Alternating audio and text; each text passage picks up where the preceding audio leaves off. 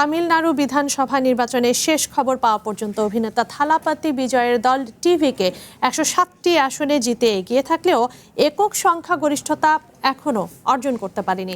২৩৪ আসনের তামিলনাড়ু বিধানসভায় সংখ্যাগরিষ্ঠতার জন্য প্রয়োজন ১১৮টি আসন। রাজনীতির ময়দানে প্রথমবার নির্বাচনে লড়ে বড় জয়ের রেকর্ড করতে যাচ্ছেন বিজয়। সবকিছু ঠিক থাকলে তিনিই হতে চলেছেন তামিলনাড়ুর মুখ্যমন্ত্রী।